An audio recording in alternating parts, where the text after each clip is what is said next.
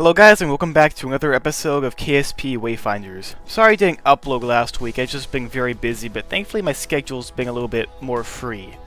Now last episode we actually launched this decently large space station around Ceti, which is Gale's second moon in the Galileo's planet pack. I don't plan for this to just be a space station though, I want it to be kind of a center of operations for more scientific missions to Ceti. So that's why I'm actually going to be sending a lander in a surface base to Ceti this episode, and I'm actually going to have a crew down there. It'll only be a crew of 4, so some Kerbals can stay in the space station and do some orbital science there. Most of it will be done on the surface base. I also will add a fuel tank later down the line to the space station to give the lander a little bit more lifetime. This will be the surface base launch. It's a decently large rocket because it is a decently large surface base. It's not really that big, it's just a single monolithic surface base of the planet-side exploration technologies. Well, it's not really monolithic because it's sideways, but it's just a straight part. It's nothing really too massive. Because this is my first surface base after all, I don't want to do like a massive assembly operation with a massive rocket. This is 2.5 times rescale after all, so every rocket has to be bigger and you just need more fuel to do anything. So I really didn't want to make it way too hard for myself.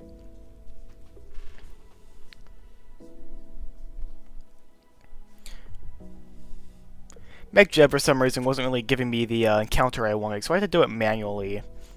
Which just so happened to be 10,000 times easier in this case. Usually MechJeb is way better for making maneuvers, especially interplanetary ones, but I just struggle with doing anything that's not an interplanetary burn with MechJeb.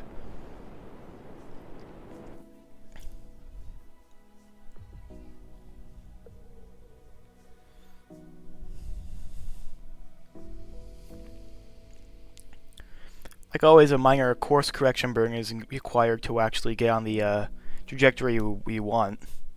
But it's always a very tiny amount of delta V. I launched this entire surface base using the Blizzard 7S model, which is a slimmer version of the much larger Blizzard 7. Which it's called a Blizzard 7 because it has 7 Keralox first stage engines. The upper stage on both the rockets are very capable and have a whole lot of delta V. Like a 4,000 or something. Depends on what payload you put inside, but usually it's around 4 to 5,000. I don't really care where I actually land this base as long as it's somewhere on the equator. Or just not too mountainous, because if I do land on a very steep incline, it will not end well for the Kerbals. It'll probably be a lot harder to do research with everything just sliding around all the time. Now, at this point, I decouple the upper stage and just let the descent stage do its work, because it won't really be helpful if we landed the wrong way. Now, unfortunately, the decoupler was placed wrong, so we do end up having that thing sticking around, but thankfully I can just get a Kerbal on EVA to remove that later. We did have a few issues with Smart ASS putting me in the wrong direction, but eventually I was able to get a nice solid landing with no parts broken. Though that decoupler will be an issue that I'll have to deal with later down the line. Now, the only thing left to do is to actually send a lander so the Kerbals can actually land on the surface base, because the crew transport I provided them is only meant to actually ferry the Kerbals from Gale to Ceti and back. And I'm not sure how well it would do with landing there. I'm really proud of this rocket. I do believe it's called the I forgot what I called this rocket, but it's a very interesting rocket with 2 Methalox powered engines. In fact, at this point, these are the only Methalox engines I have unlocked. All the other ones, for some reason, come way later in the text tree. But I will be getting a lot more Methalox engines that I'll eventually be using for extremely heavy launch vehicles for my first interplanetary spacecraft. For the upper stage, it's just another Hydrolox powered stage, because Hydrolox engines are the most efficient chemical rockets in the game. I mean, you could get a little bit of extra efficiency using some exotic fuels like fluorine. I do believe I have those unlocked at the moment, but I just don't use them because my headcanon says don't use them, they're super toxic.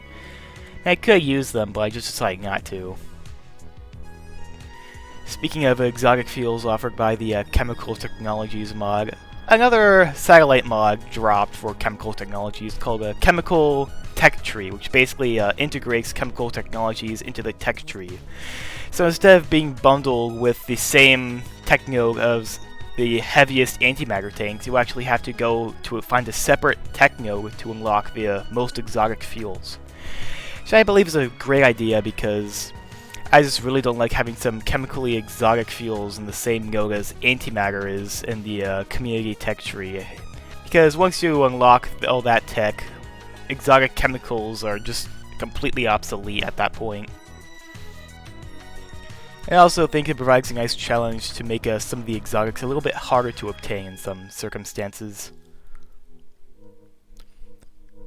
Since I am using the gradual progression tech tree, I did have to make my own packs to make the propellants in their own tech nodes. I couldn't really find a good spot for most of them, but the chemical tech tree mod is compatible with a whole lot of alternate tech trees, including gradual progression. So if only that mod were out like a little bit sooner, I'll definitely use that next time I use chemical technologies. Because like changing the tech tree in the middle of a playthrough is not known to be a very good idea.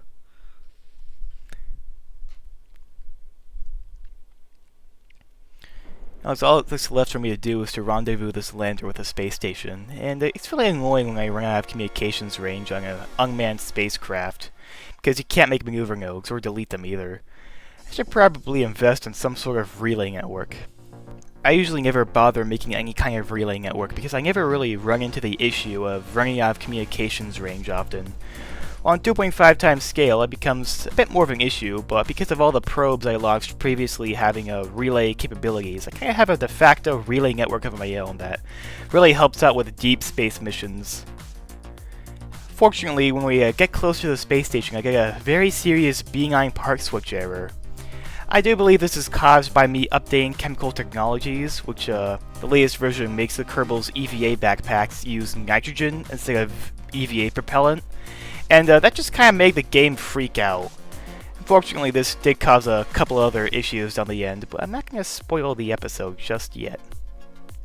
Back to the whole relay network thing.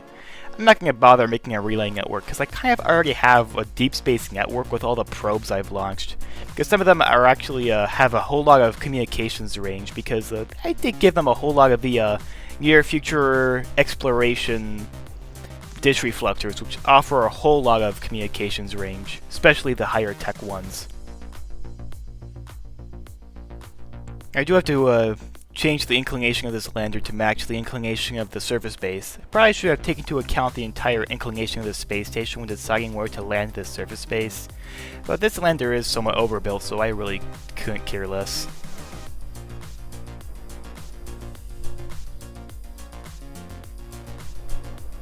I do have to be somewhat careful landing on Ceti because back in previous landings I constantly underestimated my burn time and kept crashing into it, even though Ceti does have somewhat low gravity. Maybe it's the whole rescale thing that's kind of throwing me off. I'm usually pretty decent with targeted landings, and I got somewhat close, but I did have to do a little bit of a hop in the end to make sure I had a pretty close landing spot. I also put 2 nuclear reactors on this lander because Ceti has very long days and nights, and solar power would just not be able to power the surface base as long as I need it to. So that's why I packed these nuclear landers. I also added some equipment in a container to allow the connection of the lander and the surface base, so it can actually use the power from the lander to power the surface base. Using a Kerbal attachment system, I believe it's called. Really great mod for stuff like this. I would highly recommend it. Now remember the whole issue with the EVA backpacks? That's kind of what happened now. The EVA backpacks, Chemical Technologies switches the propellant from EVA propellant to nitrogen. Even using the infinite propellant cheat wouldn't work. Thankfully, it could still reach the actual storage compartment to use the screwdrivers to connect the lander and the surface base together. And there is a ladder on the surface base, so it can still enter it without having to use the EVA jetpack. Thankfully, this whole EVA jetpack issue didn't actually cause any issues. I just had to do a whole lot of walking. But once the lander and the surface base were connected, I just transferred the Kerbals like they were docked together. But for some reason, there's a weird issue where I just couldn't enter the vehicle from the ladder. I just had to practically no-clip into the ladder to enter.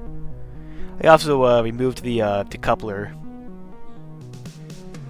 I have no idea why this is. The whole purpose of this ladder is to be able to just walk right in, but for some reason it's kind of behaving like an obstacle.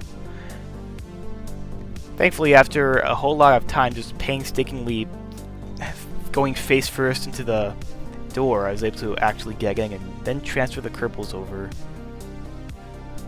So at this point, I can just collect all the science experiments and start harvesting all the science. Surface-based labs are probably some of the most overpowered types of spacecraft in Kerbal Space Program because they allow you to get so much science. All you need are a bunch of science experiments, surface samples, and a bunch of other things. You just get tons of science. The other thing about Ceti is that even at max time warp, the days go by so slowly, so that's why I really need those nuclear reactors to provide a very consistent source of electric charge. I decided to spend some of the science I collected from the surface base and pick up some new ionic propulsion. And I'll be using some of that ionic propulsion on this next mission, which is going to be called Wayfinder 3. It's going to go to the innermost planet in the Ciro system, that being Icarus. It's actually going to land there. Usually, with very, very close planets like Moho, the stock system, you need a whole lot of Delta V, and that is just amplified by the fact I'm using 2.5 times rescale. However, I did pick up some very efficient ion engines in the tech tree, and some of them are powered by cesium, specifically one engine, the Sorbet engine, which is from supplementary electric engines. It does require a decent amount more electric charge than, say, the Dawn engine from the stock game would. It provides a whole lot more Delta V in the end. I don't have nuclear reactors big enough to power them yet, so I did pack some massive solar panels on here and make sure they had concentrator cells just so they can provide the most amount of power. When you're closer to Ciro or any other star, you actually need a whole lot less electric charge to do anything. But this spacecraft will be performing the entire interplanetary burn to get to Icarus and get into an orbit around it, so it needs enough power to actually perform the maneuver at full throttle while in orbit around Gale. So I did have to put rather large solar panels. In fact, I believe they're the largest and most powerful ones I have unlocked right now in the tech tree.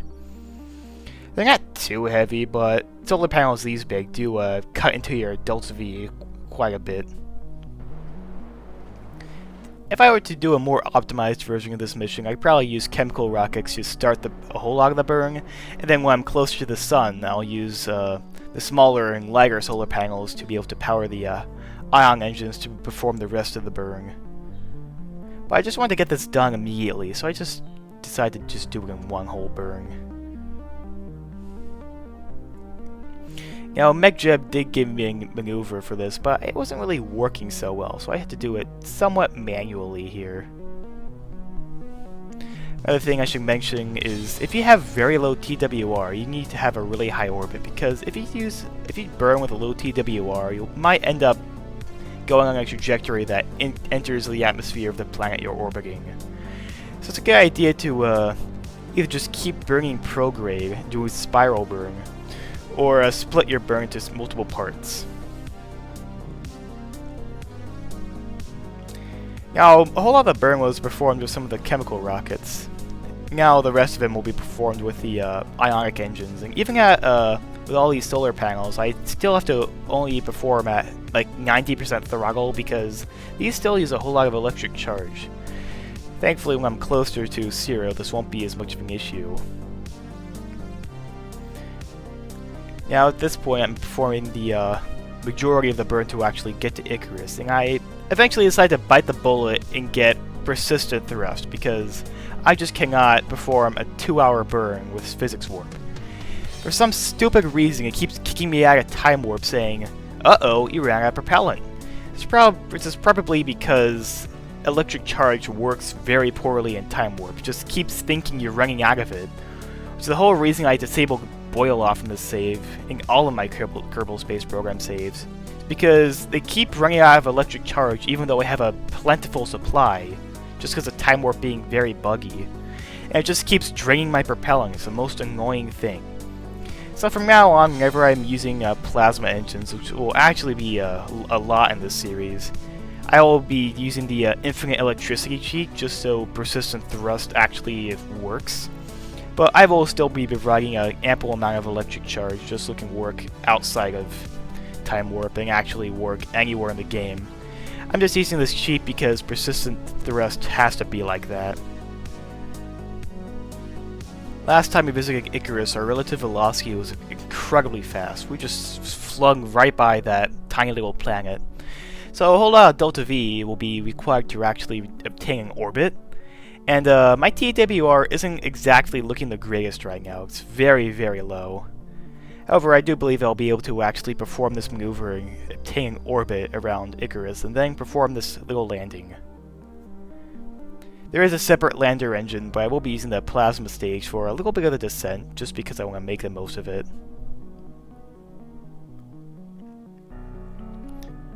Like I previously said, my spacecraft has a very, very low TWR. So, in situations like these where you need to perform a high delta V burn in a very short amount of time, like you're doing a flyby on a small planet, you actually have to start the burn before you actually encounter it and get into a sphere of influence. I didn't end up in the orbit I wanted initially, but I did end up in an orbit in the end. It's somewhat rather high in inclination. But thankfully I'm able to correct that just by performing a small course correction maneuver. I do have lots of fuel left over. This mission was kind of overbuilt. I wanted to overbuild this mission just because I really wasn't sure how much delta V I needed, because last time I came to Icarus I just whizzed right by it. So I really need to make sure I had enough fuel to complete this mission. It's better to overestimate and having excess and still complete the mission, instead of underestimating not having enough. Once in orbit around Icarus, maneuvers are actually very cheap, because Icarus is a rather small planet. I can't exactly remember how big it is, but it's still somewhat smaller. I'm not sure if it's smaller than Moho, because Moho is a slightly larger vacuum body when compared to other bodies in the stock system. I think Icarus might be Mun-sized, but I can't exactly remember. It's a lot bigger because I upscaled the entire system by 2.5 times. But relatively, it's still somewhat small. Now it's time to perform the landing. I decided to use the ionic stage for the first bit, but eventually just couldn't provide enough TWR, so I just decided to start using the actual lander engines I installed on this. There's not much delta V packed on this, it's just meant to land and not go anywhere else. And landing goes without any issue and is completely successful.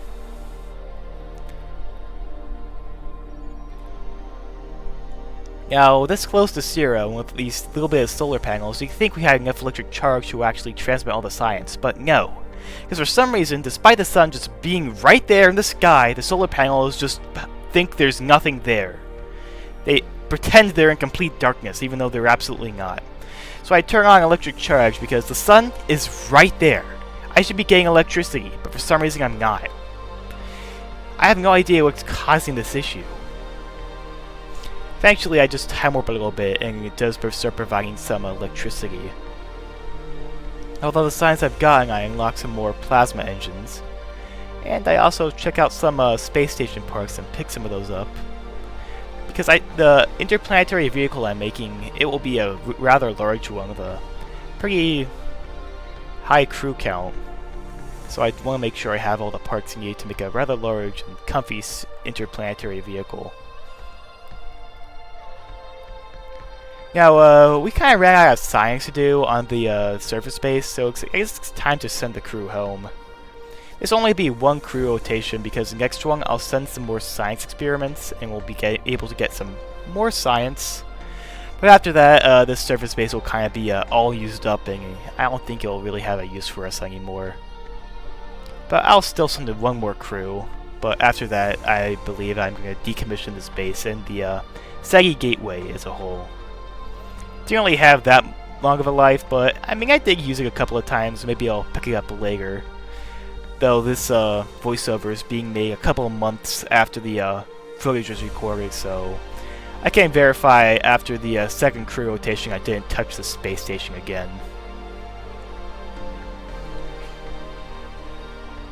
If you really want to see what I've been working on more recently, you can join my Discord server and actually see the gameplay sneak peeks of what I'm currently recording. I usually upload them on my gameplay sneak peeks channel pretty often. I also have some craft files available for download. So it's a really nice place to be if you want to try out my spacecraft.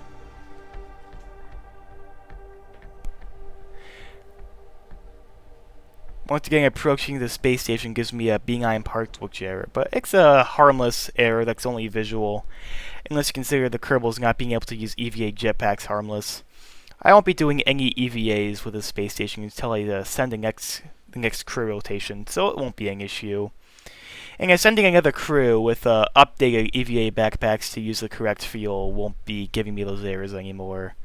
So this is only a one-time issue with updating my chemical technologies mod.